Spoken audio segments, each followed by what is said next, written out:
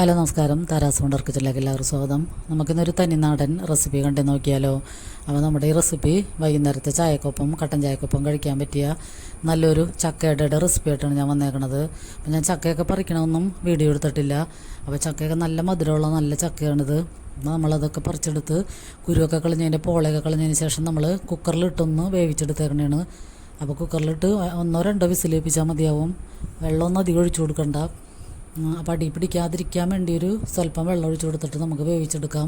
പിന്നെ ഞാൻ അതിലേക്ക് കുറച്ച് ശർക്കര ചേർക്കുന്നുണ്ട്. പിന്നെ അതിലേക്ക് ജീരകവും ഏലക്കായാണ് ഒന്ന് ചതച്ചാണ് ചേർക്കുന്നത്, പൊടിക്കേണ്ട ആവശ്യമില്ല. അപ്പം നന്നായിട്ട് ചതച്ച് ചേർക്കാം.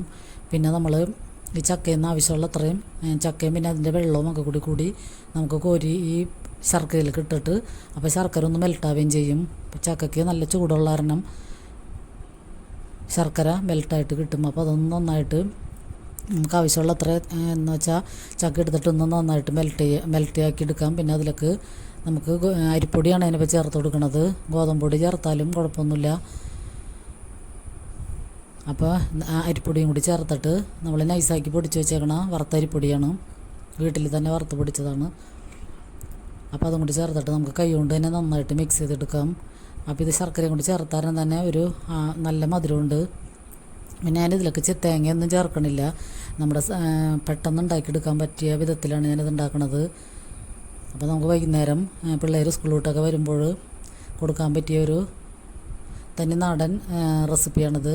അപ്പോൾ ഇത് നമ്മൾ പരത്തുമ്പോൾ അധികം കനത്തിൽ പരത്തരുത്. അപ്പോൾ വാഴയിലയിൽ നൈസാക്കി നല്ല തിന്നാക്കി പരത്തണം. എന്നിട്ട് നമ്മൾ വാഴയിലയുടെ ഒരു ഭാഗത്ത് മാത്രം പരത്തിയിട്ട് മറ്റേ ഭാഗം കൊണ്ട് അത് മൂടിയാൽ മതിയാകും.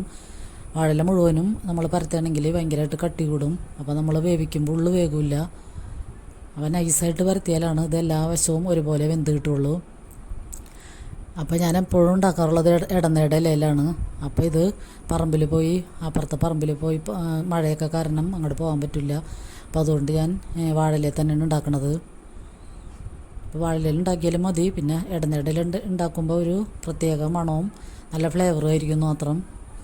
അപ്പോൾ ഇങ്ങനെ നമുക്ക് കുമ്പിൾ കുത്താതെ ഇങ്ങനെ ഉണ്ടാക്കുകയാണെങ്കിൽ പെട്ടെന്ന് നമുക്ക് എല്ലാ വശവും ഇതിൻ്റെ ആവി കയറിയിട്ട് നന്നായിട്ട് വെന്ത് കിട്ടും.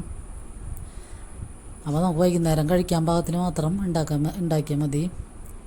അത് നന്നായിട്ട് പരത്തി നമുക്കെല്ലാം ഇങ്ങനെ പരത്തിയെടുക്കാം. അപ്പോൾ അത്രയും പൊടിയും കൊണ്ട് നമുക്ക് 9 അടയനുണ്ടായത്. ഇങ്ങനത്തെ 9 എണ്ണമാണ് ഉണ്ടായത്. അപ്പോൾ ഇന്ന് നാളെയൊക്കെ ആയിട്ട് നമുക്ക് ഇന്ന് നമ്മൾ കഴിച്ച് കഴിഞ്ഞിട്ട് നാളേക്ക് എടുത്തു വെച്ച് ഒന്ന് ആവിയേറ്റ് ചെയ്യാൻ മതിയാകും. അപ്പോൾ നാളെ നമുക്കിത് ഈവനിങ് സ്നാക്കായിട്ട് ഉപയോഗിക്കാൻ പറ്റും. അപ്പോൾ നമുക്കിത് ഇഡ്ഡലി ചെമ്പിൻ്റെ തട്ടിൽ വെച്ചിട്ട് ഒന്ന് ആവിയേറ്റ് എടുക്കാം. അപ്പോൾ ചക്കയും വെന്തതാണ്. പിന്നെ അരിപ്പൊടി നമ്മൾ വറുത്ത അരിപ്പൊടിയും കാരണം ഇത് കൂടുതൽ സമയം ഇട്ട് വേവിക്കൊന്നും വേണ്ട. എന്നാലും ഒരു 10-20 മിനിറ്റ് നേരം വേകണം. ആദ്യം ഹൈ ഫ്ലെയിമിലും പിന്നെ ഒരു 5 മിനിറ്റ് നേരം ലോ ഫ്ലെയിമിലും ഇട്ടിട്ട് നമുക്ക് നന്നായിട്ട് ആവിയേറ്റി എടുക്കാം. അപ്പോൾ ഇതിൽ വേണമെങ്കിൽ നമുക്ക് കശുവണ്ടി മുന്തിരിയൊക്കെ നെയ്യിലൊക്കെ വറുത്ത് ചേർക്കാം. പിന്നെ തേങ്ങയൊക്കെ ചേർക്കാം. അപ്പോൾ ഞാനിതൊന്നും ചേർക്കാതെ പ്ലെയിനായിട്ടാണ് സിമ്പിളായിട്ടാണ് ഉണ്ടാക്കിയെടുക്കുന്നത്. അപ്പോൾ വൈകുന്നേരത്തെ കട്ടൻ ചായയുടെ ഒപ്പം കഴിക്കാൻ നല്ല അടിപൊളി പലഹാരമാണ്. അപ്പോൾ നമുക്കൊന്ന് വെന്തതിന് ശേഷം തുറന്ന് നോക്കാം. അപ്പോൾ വെന്തിട്ടുണ്ടെന്നാലും ഒരു 5 മിനിറ്റ് കൂടി ഞാൻ ലോ ഫ്ലെയിമിൽ ഇട്ടിട്ടാണ് വേവിച്ചെടുക്കുന്നത്. അത് നന്നായിട്ട് വെന്ത് കിട്ടിയിട്ടുണ്ട്. അപ്പോൾ നമുക്ക് ഏലക്കായ ഇട്ടിട്ടുള്ള കട്ടൻ ചായയും കൂടിയാണ് ഞാൻ എടുക്കുന്നത്. അപ്പോൾ പഴുത്ത ചക്കയൊക്കെ ഉണ്ടെങ്കിൽ എല്ലാവരും വെള്ളം കയറി മധുരം ഉണ്ടാവില്ല എന്നൊക്കെ വിചാരിച്ചിട്ട് എടുക്കാതിരിക്കരുത്. അതൊക്കെ എടുത്തിട്ട് ഇങ്ങനെ നമ്മൾ വേവിച്ച് ഫ്രീസറിൽ വെക്കുകയാണെങ്കിൽ നമുക്കിങ്ങനെ ഇടയ്ക്കിടയ്ക്ക് ഇങ്ങനെ ഓരോ പലഹാരങ്ങൾ ഉണ്ടാക്കി കഴിക്കാം. ഗോതമ്പ് പൊടിയിലും അരിപ്പൊടിയിലൊക്കെ ആയാലും കൂടുതൽ ചക്ക ഇടുകയാണെങ്കിൽ നല്ലതാണ്. അപ്പോൾ ഞാനധികം ചക്ക എടുത്തിട്ടില്ല. അപ്പോൾ ഇത് അരിപ്പൊടി കാരണം തന്നെ ഭയങ്കര സോഫ്റ്റൊന്നുമല്ല, ചെറിയൊരു കട്ടിയിലാണ്. പക്ഷേ കട്ടൻ ചായയുടെ ഒപ്പം നമുക്കിങ്ങനെ കടിച്ച് മുറിച്ച് തിന്നാനൊക്കെ നല്ല അടിപൊളിയാണ്.